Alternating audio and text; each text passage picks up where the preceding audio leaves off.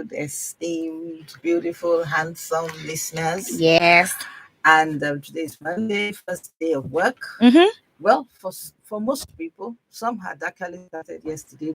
The service line, the nurses and those in the medical line. Some people even had And no also holiday whatsoever. so media and all that. So, but we greet everyone. How was your weekend?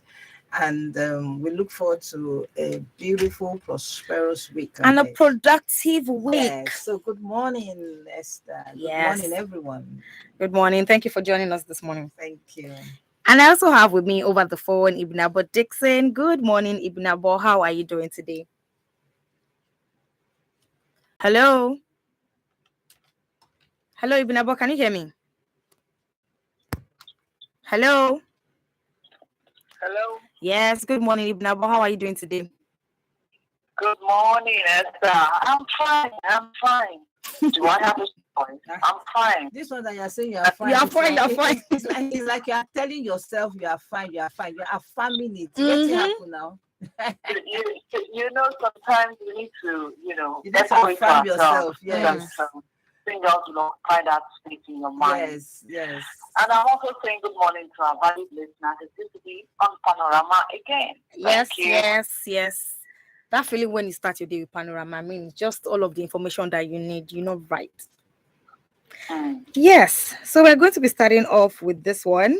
The phone lines are open. You can call us up on 07000 917 917, 07000 917 917. Now we're going to be talking about domestic violence. And first off, in case many people do not know, domestic violence is actually a crime under the Violence Against Persons Prohibition Act 2015. That is the VAP Act. And the federal government has declared zero tolerance to any form of violence against women. A lot of times when these things happen, especially the case of domestic violence, you just wonder, this person is supposed to be your partner. This person, like at that point where you get to take all of the vows, where you say, till death to do us part. Till death do us part, no means say the person dead to your hand. Nah, not that at all. What happened to treating somebody with love? At what point do you get to that you kill every light and fear for humanity or love for humanity in you, that you just become so selfish and you feel like you have power every other person, and you just go ahead to make life miserable for them? It's actually quite sad that we have to talk about this case. At first, when I learned about the death of this woman, I just thought, oh, it could have been anything. And first, they told us it was throat cancer. We actually thought that, oh, maybe this was it. But to think that this woman, such an amazing gift that has blessed people with her voice and her ministration, would go this lane due to domestic violence is actually makes it more painful. Honestly, makes it more painful. And it is really, really sad that a lot of people are coming out to say things, one or two things, now that the woman is gone. Please, what would your I know about the story, or I knew about it, what will you do at this point, Buki?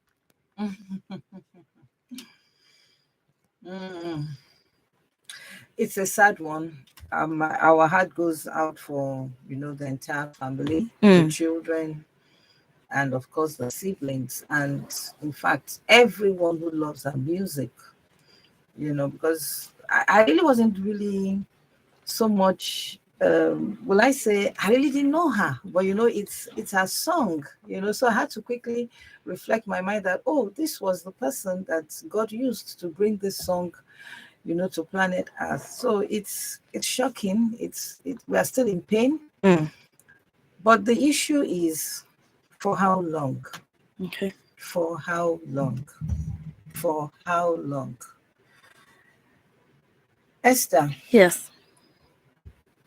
It looks as if most people do not understand what domestic violence or domestic abuse is all about. The awareness is coming up, but we will not give up. We will continue to talk about it, because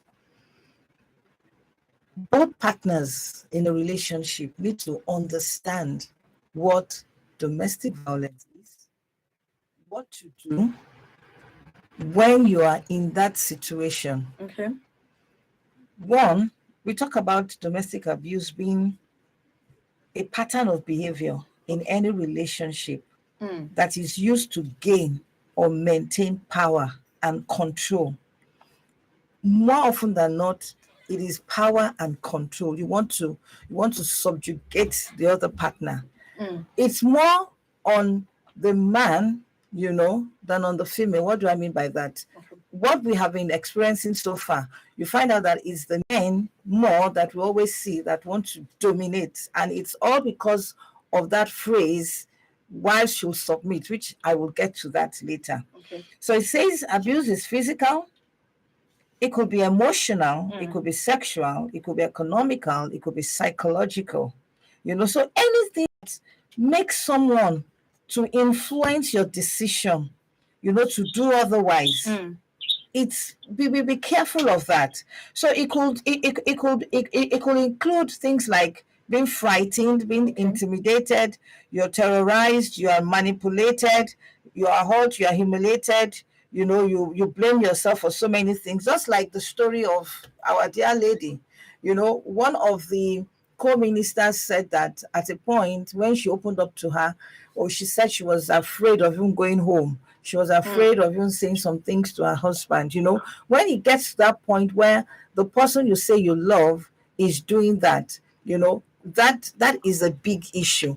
Now, to the point where a lot of people say, oh, wives are supposed to submit. Because if we have been following the story, we've had quite a lot of stories that you begin to wonder that, really, really, really.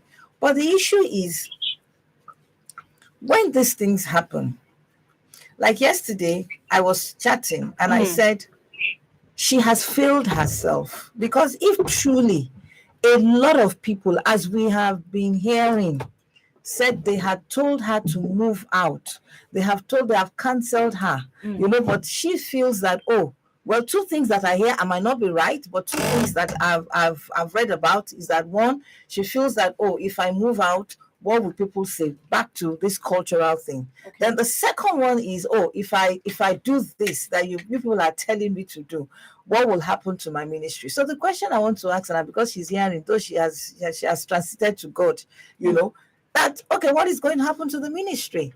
God is going to give that blessing or that gift to somebody else. I mean, she should have been there, to get the songs from heaven and download it to the app. But now she has gone. So who is going to take care of our children? I mean, yes, I understand the husband has been arrested, so he will face the music.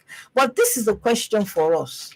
When we keep saying wives should submit, that submission, those people that have read Greek Bible, they will tell you that submission is not even there. They had to put it there to imply. And what does it mean? Those of us that are close to the Bible, we understand what it is. Let's go up. One thing I want to say about the Bible is that it is for our own reference that they made it into chapters and books and things like that. It is one long book. So if you want to understand that concept, you have to go up to understand the context of it. It started by saying that we have to submit to one another. And that submit means that I respect you, you respect me. And then it now flowed into the family setting, where you now say that somebody has to be the leader. Like I always use that example of a company.